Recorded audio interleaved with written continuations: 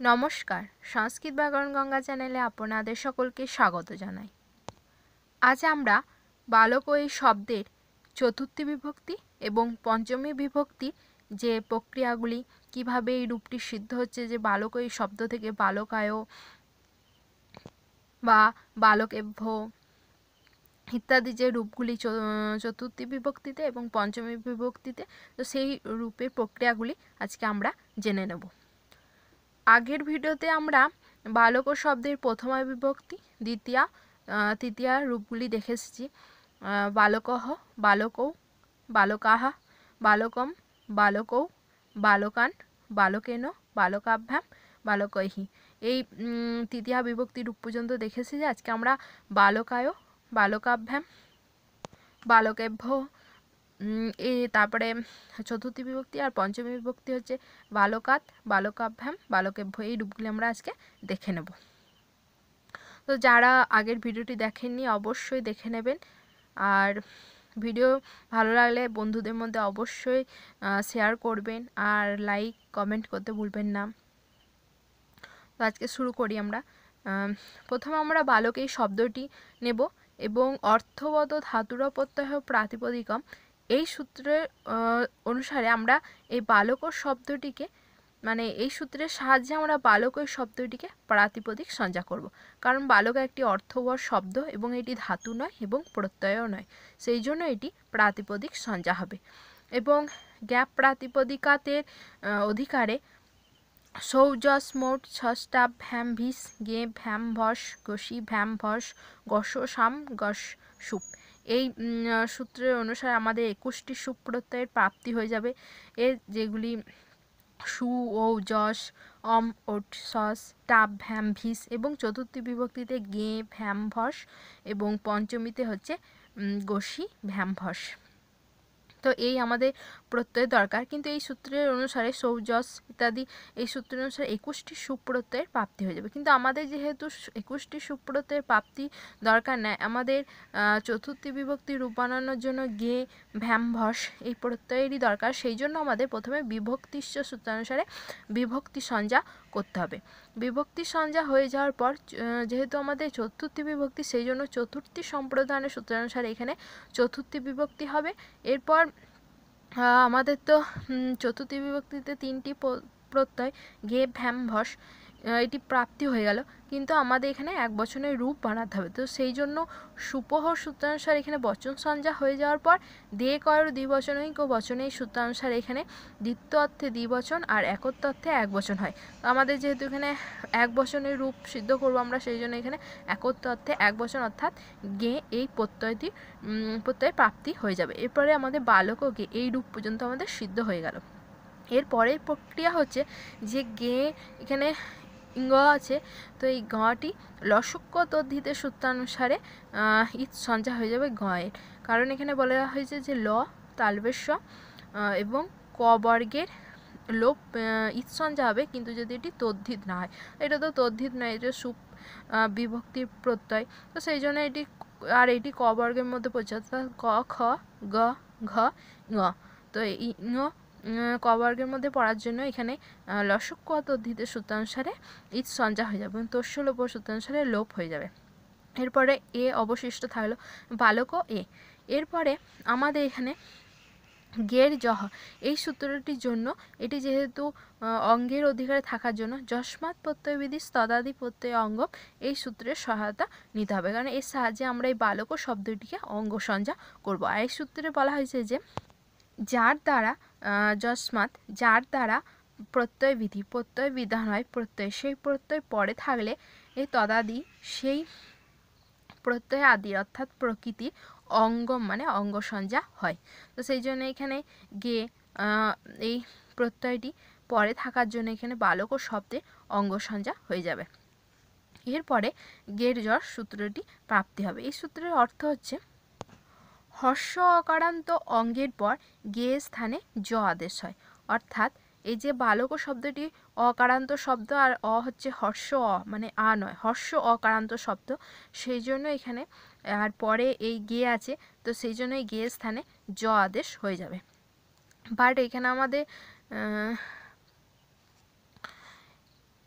তো এখানে এখানে নয়, পরের সুপি চ সূত্রের ক্ষেত্রে প্রযোজ্য হবে, তো তখন আমরা আলোচনা করব। যে এখানে হচ্ছে গিয়ে, তো এখানে গের জ সিম্পল মানে এর অর্থ, তো মানে গে স্থানে জ আদেশ হয়ে গেল, তো বালক স্থানে এই বালকর পরে গে স্থানে জ আদেশ হয়ে গেল। এরপরে বলা হয়েছে যে স্থানীবদাদেশ নল বিধৌ, মানে হচ্ছে গিয়ে এই সূত্রের অর্থ হচ্ছে গিয়ে যে আদেশ স্থানীর মতোই হবে, মানে আদেশ স্থানী হচ্ছে যা, মানে যা স্থানে হয়, যা স্থানে হবে যেটি, মানে গে স্থানে যেটি হবে সেটি হচ্ছে, যেটি হবে সেটি আদেশ, মানে যার আদেশ এখানে করা হচ্ছে, মানে এ স্থানে এটি হবে তখন সেটি আদেশ, আর এটি হচ্ছে স্থানীয়, মানে এ স্থানে গে স্থানে আদেশ করা হচ্ছে, আর এটি হচ্ছে সেই, মানে এ স্থানে আর একজনকে নিয়ে এসে বসানো হচ্ছে, তো সেটি হচ্ছে আদেশ, আর এ স্থানে হচ্ছে তাই এটি স্থানীয়। তো এখানে তাই বলা হয়েছে যে স্থানী বদাদেশ নল বিধৌ, মানে হচ্ছে গিয়ে আদেশ স্থানীর মতো হয়, কিন্তু সেটি অল বিধিতে হয় না, এটা অন্য প্রশ্ন। বাট এইখানে হচ্ছে গিয়ে যে আদেশ স্থানীর মতো হবে, এটি বলার কারণ হচ্ছে গিয়ে এইখানে যে সুপি চ এই সূত্রটি প্রয়োগ হবে, তো সেই জন্য এই সূত্রের প্রয়োজন, কারণ সুপি চ সূত্রে বলা হয়েছে যে জয় আদিতে আছে এমন সুপ যদি পরে থাকে তাহলে হর্ষ অকারান্ত অঙ্গের দীর্ঘ হয়। ঠিক আছে, তো এইখানে যেহেতু যত আর সুপ্রত্যয়, মানে সুবিভক্তির প্রত্যয় নয়, তো সেই জন্য এটি তাহলে কি করে এ স্থানে, মানে জয় আদিতে আছে এমন সুপ পরে থাকলে এটি এর জয়ের মধ্যে পড়ছে, জপ বর্ণটি জয় প্রত্যাহারের মধ্যে পড়ছে, বাট সুপ তো আর এটি বিভক্তি নয়, সুপ বিভক্তি না হওয়ার জন্য তাহলে এখানে সুপি চ সূত্রে কিভাবে প্রয়োগ হবে, তো সেই জন্য স্থানী বদাদেশ নলবিধ এই সূত্রের প্রয়োগ হয়েছে, যেখানে বলা হয়েছে যে স্থানী অর্থাৎ গে স্থানে যেহেতু জ হয়েছে, তো স্থানীর মতনই আদেশকেও এখানে মানা হবে, তো সেই জন্য এখানে জকে গেই ধরতে হবে, আর গে ধরার জন্য এটি সুবিভক্তি হয়ে যাবে, তো সুবিভক্তি হয়ে যাওয়ার পর এবং জয় আদিতে আছে এমন সুবিভক্তিও, তো সেই জন্য এইটি পরে থাকার জন্য, এই প্রত্যয়টি পরে থাকার জন্য এখানে বালক ও শব্দে এখানে যে অকার সেটি দীর্ঘ হয়ে যাবে, ফলে বালক আয় রূপটি সিদ্ধ হবে। তো আমরা চতুর্থী বিভক্তি এক বচনের রূপটি দেখে নিলাম, আশা করি প্রত্যেকের বুঝতে সুবিধা হয়েছে, এবং এরপরে আমরা পরের যে রূপটি সেটি দেখে নেব। পরের রূপটি বালকাভ্যাম। তো আগের ভিডিওতে আমরা দেখে এসেছি যে কিভাবে বালকাভ্যাম এই রূপটি তৃতীয়া বিভক্তি দ্বিবচনে, চতুর্থী বিভক্তির দ্বিবচনে এবং পঞ্চমী বিভক্তি দ্বিবচনে হয়, তখন আমরা তৃতীয়া বিভক্তি দ্বিবচনের সময়ই আমরা দেখে এসেছি যে চতুর্থী বিভক্তি যে দুই বচনে বালকাভ্যাম রূপটি কিভাবে সিদ্ধ হয়। তো আগের ভিডিওতে অবশ্যই দেখবেন, সেখানে আমি বলেছি যে বালকাভ্যাম রূপটি কিভাবে সিদ্ধ হবে, তো আমি তবু আরেকবার বলে দিচ্ছি যে বালক শব্দটি প্রথমে নেওয়া হলো এবং অর্থগত ধাতুরা প্রত্যয় প্রাতিপদিকম এই সূত্রানুসারে প্রাতিপদিক সঞ্জয় হওয়ার পর জ্ঞাপ প্রাতিপদিকাত এর অধিকারে সৌজস মোট যে সূত্রটি তার সূত্রের, মানে সূত্রের সাহায্যে 21টি সুপ্রত্যয়ের প্রাপ্তি হয়ে যাবে। এরপর বিভক্তি সঞ্জা, তারপরে চতুর্থীর সম্প্রদানের সূত্রানুসারে চতুর্থী বিভক্তি, তারপরে সুপর সূত্রানুসারে বচন সঞ্জা, এবং দেকয় দ্বিবচনৈক বচন সূত্রানুসারে দ্বিতীয় অর্থে এখানে দ্বিবচনে ভ্যাম প্রত্যয়টি প্রাপ্তি হয়ে যাবে।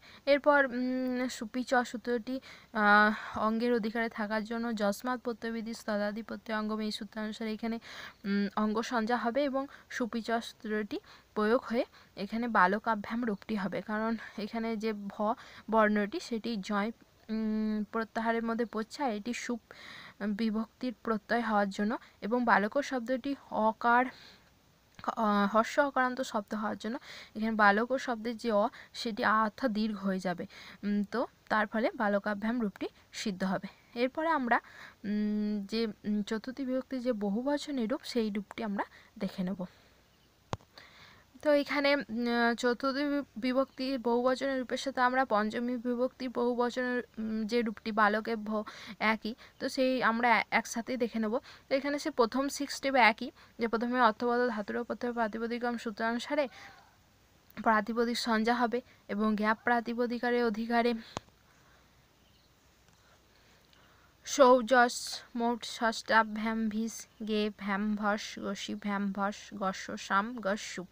এই সূত্রানুসারে এখানে 21টি সুপ প্রত্যয় প্রাপ্তি হয়ে যাবে। আর তারপরে আমাদের এখানে যেহেতু আমাদের 21টি সুপ প্রত্যয়ের দরকার নেই, যে আমরা চতুর্থীর বহুবচনের রূপই সিদ্ধ করব, সেই জন্য আমাদেরকে বিভক্তি সূত্রানুসারে এখানে বিভক্তি সঞ্চয় করতে হবে। চতুর্থীর সম্প্রদানের সূত্রানুসারে এখানে আমাদের চতুর্থী বিভক্তি হয়ে যাবে। আর যদি আমরা পঞ্চমীর বিভক্তি রূপ সিদ্ধ করি, তাহলে আমাদের অপাদানে পঞ্চমী সূত্রানুসারে এখানে পঞ্চমী বিভক্তি হবে। এরপর শুভ সূত্রানুসারে বচন সঞ্জা হওয়ার পর বহুসু বহুবচনম, যেহেতু আমাদের এখানে বহুবচনের রূপ সিদ্ধ করতে হয়, বহুত তত্ত্ব বোঝালে বহুবচন হয়, সেই জন্য এখানে বহুবচনে ভ্যাস এই প্রত্যয়টির প্রাপ্তি হয়ে যাবে। এরপর বালক ও ভ্যাস এই রূপ হলো। এরপর আমাদের সুপিচর সূত্রটি যেহেতু অঙ্গের অধিকার থাকার জন্য যস্মাৎ প্রত্যয় বিধি তদাদি প্রত্যয় অঙ্গম, এই সূত্রের সহায়তায় সুপিচর সূত্রানুসারে বালক ও শব্দটি অঙ্গ সঞ্জা হয়ে যাবে। এবং অঙ্গ সঞ্জা হওয়ার পর বালক ওই শব্দের যে অকার সেটি দীর্ঘ অর্থাৎ আকার হয়ে যাবে। বাট এখানে বহুবচনের ঝলে এই সূত্রটি নিষেধ করবে যে এখানে বহুবচনের ক্ষেত্রে, মানে এই সূত্রটা আমরা অর্থটি বুঝে নিলে, মানে জেনে নিলে বুঝতে পারবো যে কেন সুপিচর সূত্রকে এখানে নিষেধ করা হচ্ছে। এখানে বলা হয়েছে যে যদি ঝল আদিতে আছে এমন বহুবচনের সুপ পরে থাকে, আর সুপিচতে বলা হয়েছিল যে জয় আদিতে আছে এমন যদি সুপ পরে থাকে। আর এখানে বলা হচ্ছে ঝল আদিতে আছে, মানে ঝল প্রত্যাহার আদিতে আছে, এবার ভ বর্ণটি ঝল প্রত্যাহারের মধ্যে পড়ছে, তো ঝল আদিতে আছে এমন বহুবচনের সুপ যদি বিভক্তি পরে থাকে, আর এইটি বহুবচনেরও প্রত্যয়, আর এইটি সুপ বিভক্তিও, তো সেই জন্য এখানে আর এখানে হর্ষ অকারান্ত অঙ্গের বলা হয়েছে একার আদেশ হয়ে যাবে, তো সেখানে আকার না হয়ে একার আদেশ হবে। আর সেই জন্য এখানে বহুবচনে ঝললে সূত্রটি নিষেধ করছে সুপিচর সূত্রকে, এর ফলে বহুবচনে ঝললে সূত্রে প্রয়োগ হয়ে যাবে। তাহলে আশা করি বুঝতে পারছেন যে সুপিচর সূত্রকে কি, মানে কেন নিষেধ করা হচ্ছে, আর বহুবচনে ঝলের সূত্রটি কেন প্রয়োগ করা হচ্ছে। কারণ এখানে সুপিচতে বলা হয়নি যে দ্বিবচন বা না বহুবচনে হবে, আর এখানে বলে দিয়েছে যে বহুবচনে যদি সুপ্রত্যয় থাকে, আর সুপ্রত্যয়টি যদি ঝল আদি আছে এমন সুপ্রত্যয় হয় আর বহুবচনের হয়, তাহলে বহুবচনে ঝললে এই সূত্রটির প্রয়োগ হবে। তো সেই জন্য এখানে বহুবচনে ঝললে সূত্রটি প্রয়োগ হবে সুপিচর সূত্রকে নিষেধ করে। এরপরে আর অল অন্তস্ব সূত্রের সহায়তায় অলের অন্তে আদেশ হবে একার, সেই জন্য এখানে এইখানে এ হয়েছে বালকে ভাস। এরপর সুপ্তিঙন্তং পদম, এই সূত্র অনুসারে এখানে পদসংজ্ঞা হবে, কারণ সসদস্য রুহু এই সূত্রটি আমাদের দরকার, আর এইটি পদের যে অন্তের সকার বা সজুজ শব্দ তার দন্তস্বয় স্থানে রু হয়, সেই জন্য এখানে সসদস্য রু এই সূত্রটি আনার জন্য সুপ্তিগন্ধম পদম সূত্র পদসংজ্ঞা হয়েছে। এরপরে রস্থানে দন্তস্বয় স্থানে রু হওয়ার জন্য বালকে ভ রু হলো হয়ে যাওয়ার পর উপদেশে জননাসী গীত এই সূত্রানুসারে রুয়ের যে উ সেটি লোপ হবে, এবং লোপ হওয়ার পর বালকে ভর এতদূর পর্যন্ত হলো। এরপর বিরাম ও বসানম, এই সূত্রানুসারে বলা হয়েছে যে বিরামকে অবসান বলা হয়, তো বিরাম মানে এরপরে তার কোনো বর্ণ এদিকে নেই বা শব্দ নেই, এখানেই শেষ, তো সেই জন্য বিরাম অর্থাৎ এখানে অবসান, তো সেই জন্য এখানে হরবসানয়ের বিসর্জনীয় হয়, এই সূত্রানুসারে এখানে বিসর্গ, এই অবসানে বিসর্গ হয়ে যাবে, তো রয়ের স্থানে এখানে বিসর্গ হয়ে যাচ্ছে অবসানে। এবার বালকে ভহ এই রূপটি সিদ্ধ হয়ে যাবে চতুর্থী বহুবচনে এবং পঞ্চমীর বহুবচনে। তো আমরা চতুর্থী বিভক্তির রূপটি দেখে নিলাম, বালকায়, বালকাভ্যাম এবং বালকে ভহ। একইভাবে এখানে নরায়, নরাভ্যাম, নরে ভহ বা রামায়, রামাভ্যাম, রামে ভহ এই রূপগুলি সিদ্ধ হবে, একই প্রক্রিয়া। এরপর আমরা পঞ্চমী বিভক্তির যে রূপটি সেটি দেখে নেব।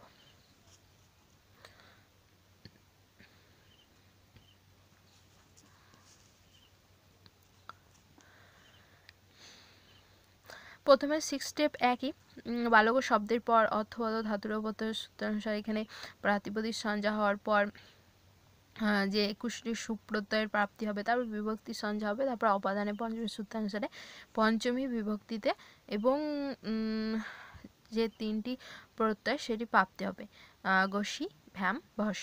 এরপরে সুপর সূত্রানুসারে এখানে বচন সঞ্জ্ঞা হবে, আদিকর দ্বিবচনৈক বচনের সূত্রানুসারে দ্বিতীয় অর্থে এখানে দ্বিবচন, সেই জন্যই আর একত্ব অর্থে এক বচন হওয়ার জন্য এখানে এক বচন যেহেতু বোঝাচ্ছে সেই জন্য এখানে এক বচনে গসি প্রত্যয়টি প্রাপ্তি হবে এবং বালক ও গসি এইরূপ মানে এতদূর পর্যন্ত প্রক্রিয়া হওয়ার পর গসি এই শব্দের যে গ সেটি লসক্য তদ্ধিত সূত্রানুসারে ইৎসঞ্জ্ঞা হওয়ার পর তস্য লোপ সূত্রানুসারে লোপ হয়ে যাবে। ফলে আর এখানে যে হর্ষইকার সেটি উপদেশে জনুনাসী সূত্রানুসারে ইৎসঞ্জ্ঞা হবে, ফলে গসি এই রূপটি থেকে গসি প্রত্যয়ের অস অবশিষ্ট থাকবে। এবার দন্তেশ্বকারেরও তো হলন্তম সূত্রানুসারে এখানে লোপ হওয়ার কথা, বাট এখানে হবে না, তার জন্য নিষেধ করছে ন বিভক্ত তুষ্মাহা এই সূত্রটি।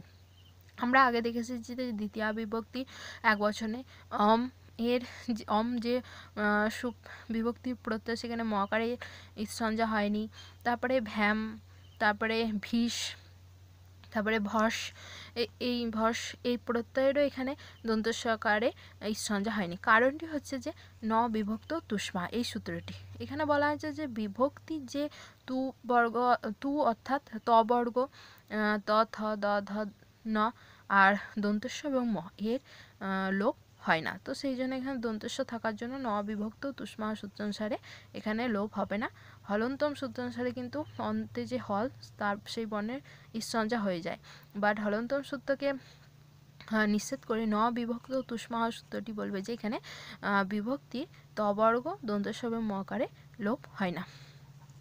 এরপর অনেকালসিত সর্বস্ব এই সূত্রানুসারে এখানে যে সূত্রটি প্রয়োজন, কারণ হচ্ছে টা গসি গসা মিনাস সাহা এই সূত্রটির জন্য, কারণ এখানে বলা হয়েছে টা স্থানে ইন, গসির স্থানে আত এবং গসের স্থানে স এই আদেশ হয়। এবার যেহেতু এখানে হাত এটি একের বেশি অর্থাৎ অনেক, সেই জন্য এখানে এই যে অস প্রত্যয়টি অস যে প্রত্যয়টি আছে তার স্থানে মানে পুরো এই স্থানে আত হয়ে যাবে, সেই জন্য অনেকালসিত সর্বস্বের প্রয়োজন এই সূত্রটি। বাট আমরা তৃতীয়া বিভক্তি যখন রূপ পড়েছিলাম এক বচনে, তখন আমরা এই সূত্রটি আলোচনা করেছি যে টায়ের স্থানে ইন হয়, তো সেরকম এখানে গেসের স্থানে গসির স্থানে আত হয়েছে, ফলে বালক আত এইরূপ এতদূর পর্যন্ত প্রক্রিয়া হওয়ার পর এখানে সন্ধি হবে যুক্ত করার জন্য, যেহেতু বাক্যে যুক্ত আবশ্যক মানে এখানে বৈকল্পিক নয়, এখানে আবশ্যিক যে হ্যাঁ এখানে সন্ধি হবেই, তো সেই জন্য এখানে সন্ধি হয়ে যাবে এবং অকহ স্বরবর্ণের দীর্ঘ সূত্রানুসারে এখানে দীর্ঘ হয়ে বালকাত এই রূপটি সিদ্ধ হবে। যেহেতু এখানে অ এবং পরে আ, অর্থাৎ এখানে যে অক পরে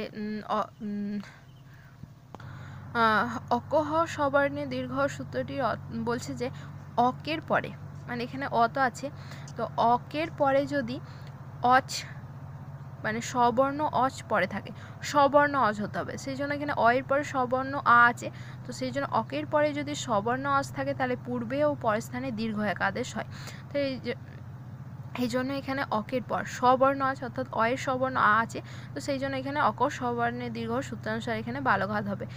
আদগুণ সূত্রকে এখানে নিষেধ করা হয়েছে, যেখানে হবে না, কারণ এখানে আদগুণ সূত্রানুসারে গুণ হতো, বাট এখানে অক স্ববর্ণের দীর্ঘ সূত্রানুসারে এখানে স্ববর্ণ আস পরে থাকার জন্য এখানে দীর্ঘ হবে, অক স্ববর্ণের দীর্ঘ সূত্রানুসারে পরে বালঘাত রূপটি হবে। কিন্তু এখানে আমরা পঞ্চমী বিভক্তিতে আমরা আর একটিও রূপ হয় সেটি দেখে নেব যে কোন রূপটি হয়, সেই রূপটি আমরা একবার দেখে নেব যে এই রূপটি কিভাবে হচ্ছে। আর তার আগে আমরা অনেকালসিত সর্বস্বের সূত্রে বলা হয় যে আদেশটা যদি অনেক বর্ণ বিশিষ্ট হয় তাহলে সম্পূর্ণের স্থানে হবে, আমরা বললাম যে পুরো স্থানে হবে, কারণ আত এটি অনেক বর্ণ বিশিষ্ট অর্থাৎ একের বেশি, সেই জন্য এখানে অনেক বলা হয়েছে, সেই জন্য এখানে পুরো এই এই প্রত্যয়ের স্থানে আত হবে, সর্বস্ব স্থানেই আত হবে, সেই জন্য অনেক আলসি সর্বস্ব এখানে সূত্রের প্রয়োজন।